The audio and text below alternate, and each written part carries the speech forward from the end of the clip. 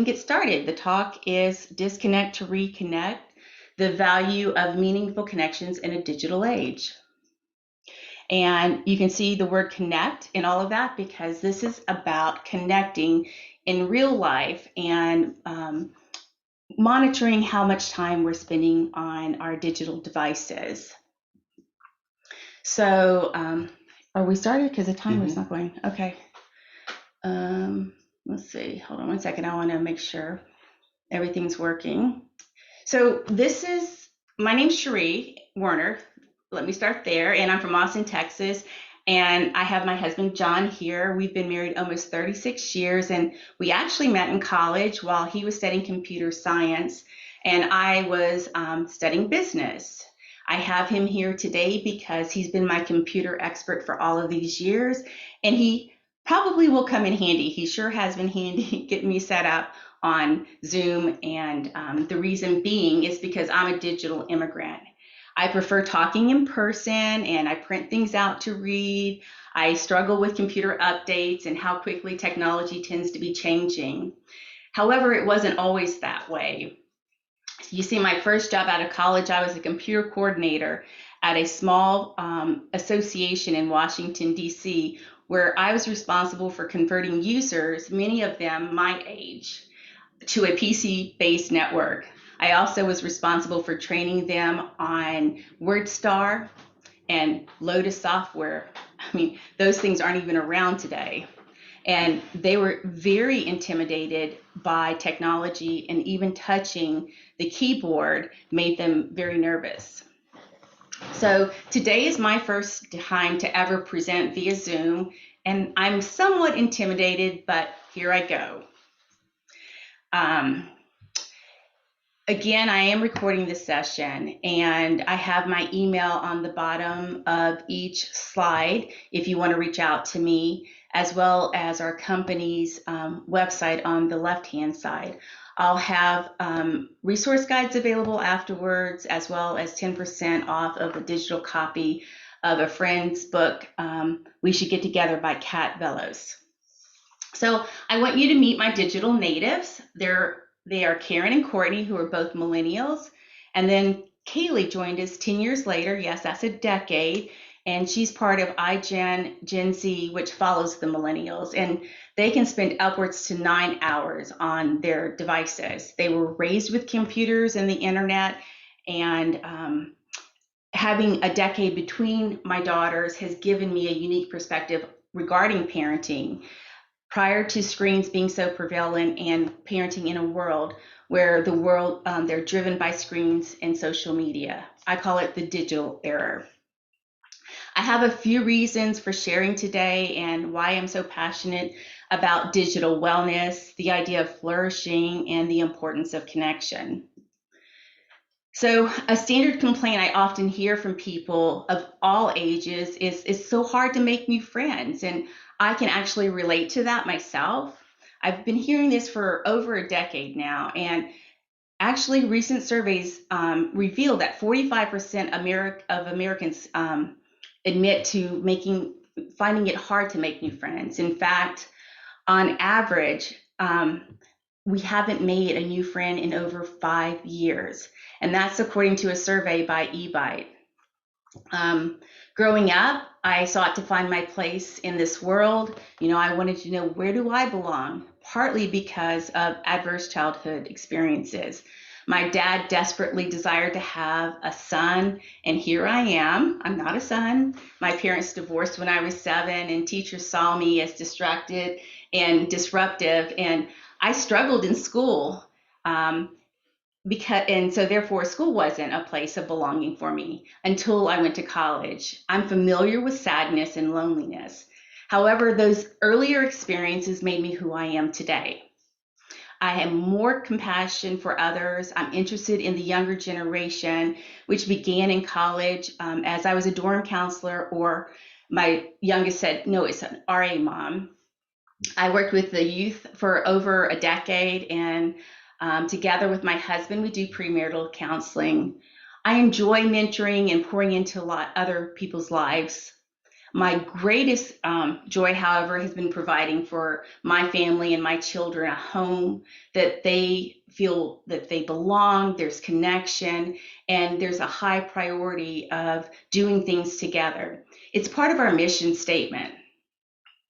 So, understanding loneliness and meaningful connection is a priority for me, mainly because my daughters are part of this generation that's being dubbed the loneliest generation. In fact, my family in 2018, we decided to start a company called Koya, which stands for Kindness Anya, and we want to be a catalyst for ending relational poverty and loneliness. I have three goals for our time together today. One, I want to remind us that how we spend our time verifies what we value most. And specifically, I'll be talking about television screen time, media screen time, or spending time with others. And time is the only thing we can't get back in this world.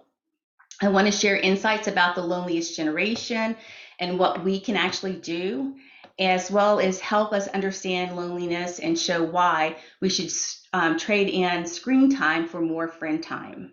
So, what is loneliness and why should we care? Elie Wiesel, who was a Holocaust survivor, had this to say: if there is one person on the planet who is still suffering from loneliness, and from pain or despair, and we don't know about it or we don't want to know about it, then something is wrong in the world. You see, knowledge helps inform us and allows us to make corrective actions. We have to understand what loneliness is. And I came across this on the eve of her graduation from Yale University. There was a young girl, Marina Keegan, who wrote an essay called The Opposite of Loneliness. And she said that we don't have a word for the opposite of loneliness. But if we did, I could say that I want that in life. It's what I experienced here at Yale as a student. This is what she wrote, just this little clip, like tiny groups that make us feel loved and safe and part of something that even on our loneliest nights. I propose that the opposite of loneliness is connection, a place of belonging, and togetherness. We're going to all experience loneliness from time to time. It's a subjective feeling, as you can have tons of friends surrounding you and yet feel very lonely, and you can be alone and feel quite content. Britannica actually defines it as a distressing experience that occurs in a person's social relationships that they perceive to be less in quantity and especially in quality that they desire. So I want to be clear that I'm not here to bash technology, because technology is a tool and we need to look at it as a tool, because without it, we wouldn't be able to do many of the amazing things such as this. However, I do know that it plays a significant role. And the key takeaway is how we use technology and how often we use technology that really matters. And that's what we need to balance. Hence, the need to disconnect in order to reconnect and be with people in real life so we can thrive. So here are some challenges we all face. Well, to begin with, on June 29th, 2007, the first iPhone was publicly released. It's a handheld computer that we always have with us. It's changing everything from the way that we work, commute, shop, manage our finances, and experience entertainment. It's all done through our smartphones these days. This week, I came across an article as I was preparing for this, and it read, Cell Phone Behavior in 2021. How obsessed are we? Well, there were some really disturbing stats, and on average, Americans check their phones 262 times per day. That's once every 5.5 minutes. We have an intimate relationship with our phones, as you can see from this graph that I put up. And if you're like most people, we tend to go to bed with our phones. It's the last thing that we check. It's the first thing we check before we wake up, the last thing we look at before we go to bed. There's 62% of us that say we sleep with our phones, and 40% of us actually drive and look at our phones. 48% of us feel addicted to the phones. And what really got me on this was that 43% of us surveyed said that our phones are the most important possession that we own. That's crazy. So, this really became personal to me because I saw how screen time was impacting my youngest child. And Kaylee, when she was about 7, she loved everything screens. She was actually obsessed. She walked around with her dummy phone, pretending that she was talking to her imaginary friends. She'd hop on our computer or take our phones and take photos of herself, like this one. We have tons of photos of Kaylee. And because she really saw us talking on our phones often, and what I learned was often children are watching us and they love to mimic because that's how they learn. At the age of 7, it was really cute seeing her doing this pretending, but as she grew, it created a lot of turmoil in our home. I often found myself saying, please put your phone away. Have you done your homework? Have you completed your chores? Please go outside and play. The phone became one of these things that got between us. And especially as she grew into her teen years, the problems became a lot more noticeable. She was easily distracted. She had meltdowns over the slightest things. Other kids didn't seem to get her. And she had poor time management skills. And often she struggled with anxiety, as many teens do, and OCD. Doctors wanted to medicate her, but I struggled to accept the medical diagnoses of ADD or social anxiety because my gut kept telling me the problems that we were experiencing had something to do with technology use. The lesson that I learned is sometimes we know our children better than the experts, and it's okay to listen to our gut and be their advocate. Also, we must be their parents and not merely their friends at this age. Our job is to shape our children to be productive citizens and contributors to society. We have this saying in our home that our ceiling is their floor, as we sincerely desire to launch our children into the world to be changers and to do far greater things than we ever were able to. But we have to be intentional. So thankfully today there are numerous resources available to navigate this digital journey, and it will look different for every one of us. I luckily came across this book in 2014 and that was written by Dr. Carolyn Dunkley. It's called Reset Your Child's Brain, a 4-week plan to end meltdowns, raise grades, boost social skills, and reverse the effects of electronic screen time. She said electronic screen syndrome, ESS, can mimic or exasperate virtually any psychiatric disorder. I had my answer. Well, I read the book from cover to cover, and we actually implemented her 4-week plan twice. And we experienced remarkably calmer child. She was less explosive, a lot more focused. Her anxiety had lessened. And the protocol really worked. Well, until it didn't work. In all fairness, I have to say that Kaylee's usage is probably much less than many other of her peers her age, because I was comparing her to the previous generation, her sisters, who didn't grow up with phones. In 2017, both Kaylee and I had SPECT brain scans done at the Amen Clinic. It measures the blood flow and activity in the brain, and my logic was if I had heart issues or stomach problems and I went to the doctor, they would order imaging as well as testing to diagnose what was going on. And I've always wondered why we don't do that for the brain. What we learned was fascinating. Kaylee's scan showed an overactive amygdala, which was controlling her emotions and why she was struggling with anxiety. Also, she had an overactive basal ganglia, which contributed to her OCD.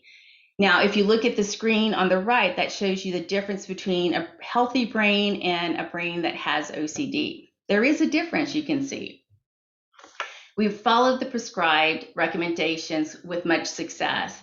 Kaylee no longer struggles with OCD. She rarely has panic attacks, and she's doing amazing in college. She's at A&M. Her anxiety sometimes creeps up, but Overall, she has the necessary tools for her journey.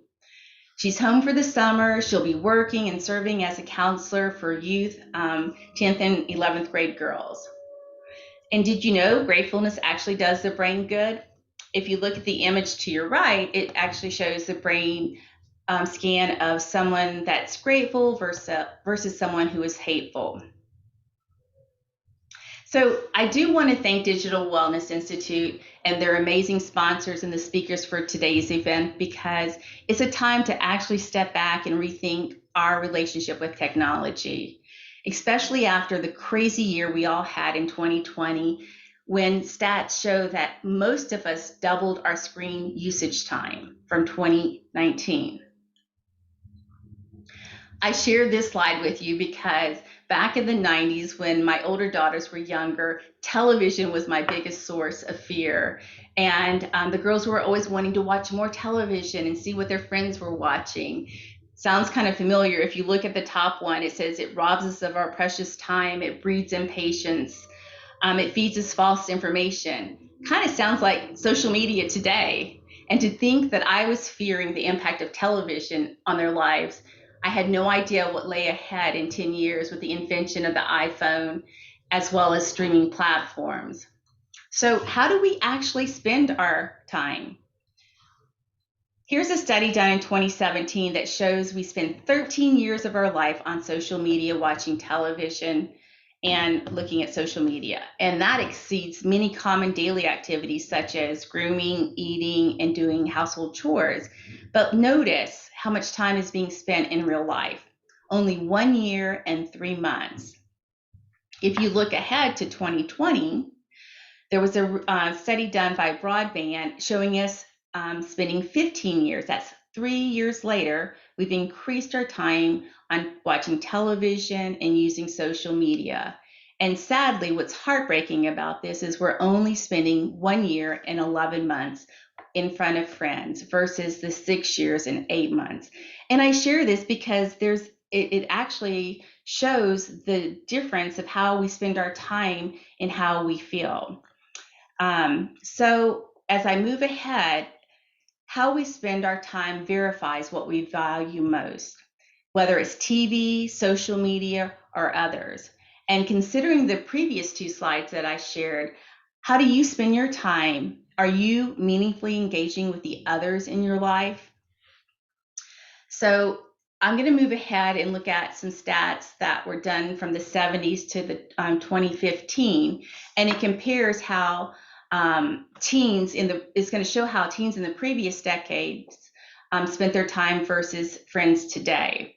Today, iGens are less likely to go to parties, they're less likely to date, hang out in shopping malls, go to movies, and they're even later getting their driver's license.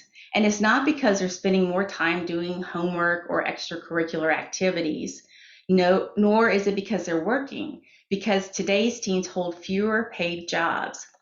This chart actually shows 12th graders who got together with their friends almost daily back in the 70s. The percentage was at 52, and it dropped to 28% of getting together on a daily basis by 2017.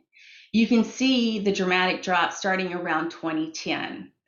As friend time dropped, loneliness actually accelerated, as did the rates of depression and unhappiness. And this chart is showing the percentage of teens who agree or mostly agree with the statement, a lot of times I feel lonely.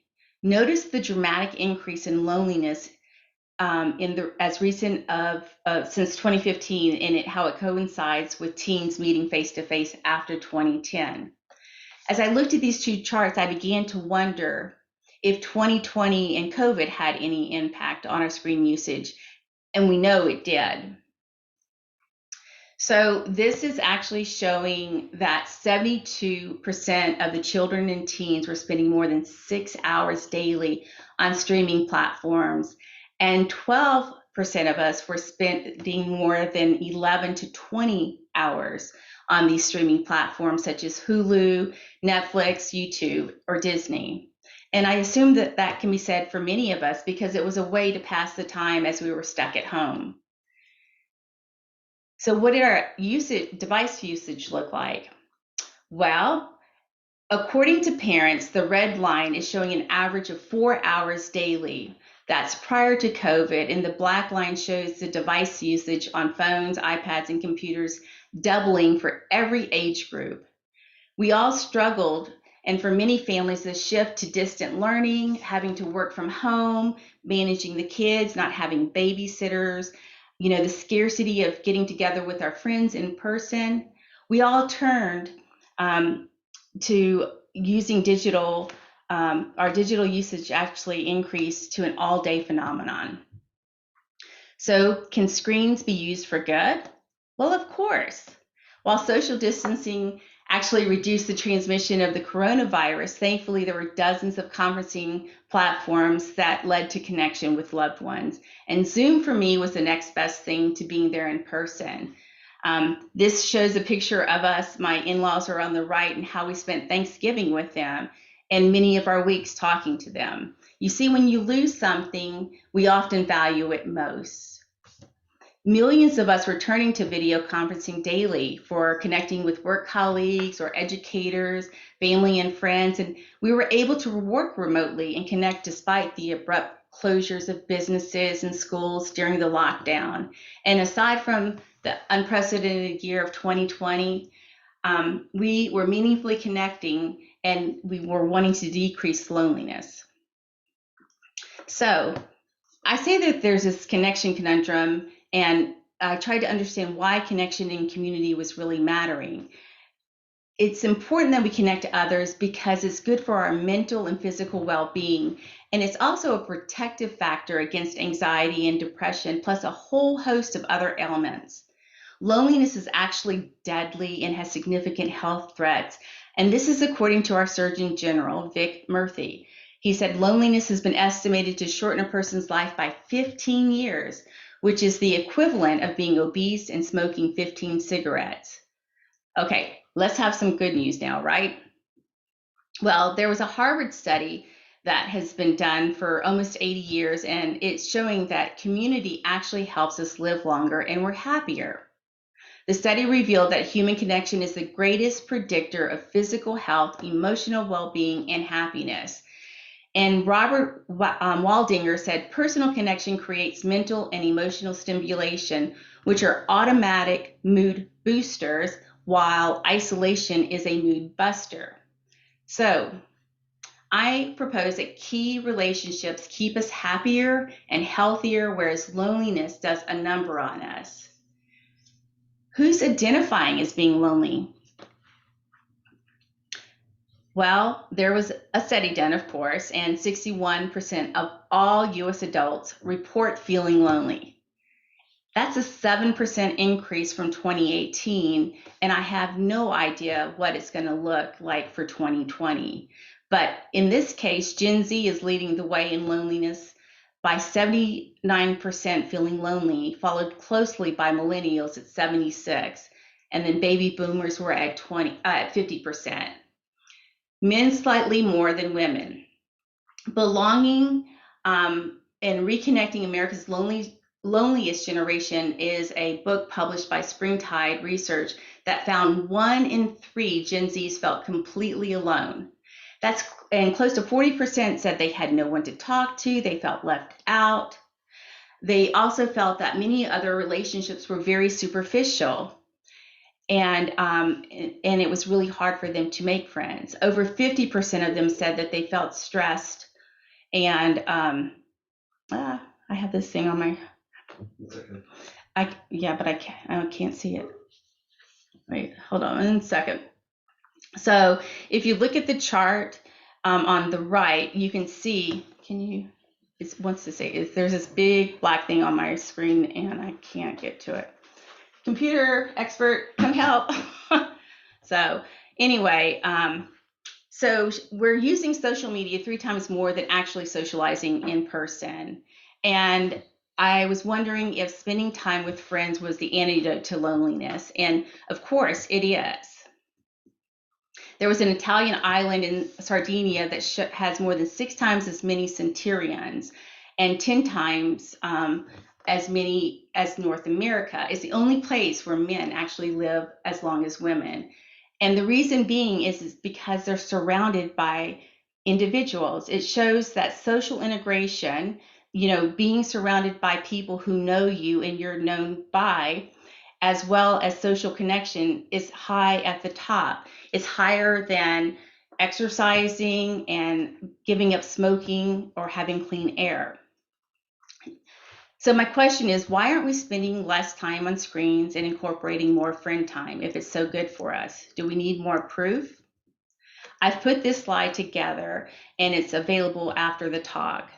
Let's look at what Brene Brown says about belonging. It's a deep sense of love and belonging. It's an irreplaceable need for all people because we're biologically, cognitively, and physically and spiritually wired to love, to be loved, and to belong. When those needs are not met, we don't function as we're supposed to. We break, we fall, we numb, we ache, we hurt, and we get sick. And even American psychologist Abraham Maslow thought belonging was so important that it's our third need, coming only after our physiological needs of food and shelter and safety. Loneliness is much like hunger or thirst. It's a signal that we're lacking something. So how do we cultivate this connection of belonging? This handout also is available, but I wanted to share a story that in 2020, during social distancing, I purposed to stay connected, and I joined platforms such as Lunch Club that allowed me to meet individuals from all over the world. I've had over 100 Lunch Club calls, and I've made countless high-quality connections. As COVID restrictions lifted, I've invited many local new to Austin individuals over for dinner and welcomed them to my city. Just Wednesday, we had 12 of the Lunch Club employees who were here in Austin visiting over for dinner. And it was so fun meeting them. You never know what a connection is going to do and how it'll impact your life or someone else's just by showing hospitality. So let's disconnect and reconnect. And I think mealtime is a perfect place to start because there's numerous benefits to eating together. Kids have better grades. They tend to not drop out of school. It's a time to decompress. And more importantly, it creates family memories and bonds and traditions. So for wellness, we need to disconnect plus connect and decrease to increase. Decrease the distractions in our life and multitasking to increase productivity, decrease phubbing in order to be with the person that we're actually with. It's a present, it's the best present. Decrease the phoneliness, that strong desire to be looking at our phone when out in public and alone, and actually connect by looking up and smiling and saying hello to the person behind or to the side of us. There's so much we can do to better connect with one another. If you feel your current connections don't provide enough support, you can take steps to form new ones. And here I offer even more suggestions. I'm thrilled that people today are stepping up and speaking. Loneliness is in the headlines almost weekly. Organizations such as the Togetherness Hub are coming together collaboratively to end loneliness. I just recently read a book and I'm participating in the launch by Adam Smiley, Friendship in the Age of Loneliness, an optimistic guide for connection. And it's available, and I received my book Wednesday, and can't you see my excitement? Because I highly recommend it. It's a beautiful collection of inspiring and practical details to build stronger relationships. And my friend Kat wrote a book that was a lifesaver for me in 2020. It's a handbook for anyone desiring better friendships and better use and balance with technology. She also has a wonderful group called Connection Clubs that I have joined a few times, and it's actually lovely. And she's offering 10% off her digital book for those who visit the Koya website. So I want to leave you with, do you love TV, social media, or others more? Remember, how we spend our time verifies what we love most. And how would your children answer that question on your behalf? What are your favorite ways of increasing feelings of connectedness? And what is one way you plan to start limiting screen times to make more time for friend time? I really appreciate you spending this time with me. I know it's a lot of information, The next slide is showing what we have available. If you visit our website, we have a 10% off of Kat's book. Also, handouts will be available. And feel free to check out our app over at Koya. It's a tool to help people stay meaningfully connected when they're not able to actually be with one another. So thank you so much. I really appreciate it. Thanks for being here, guys.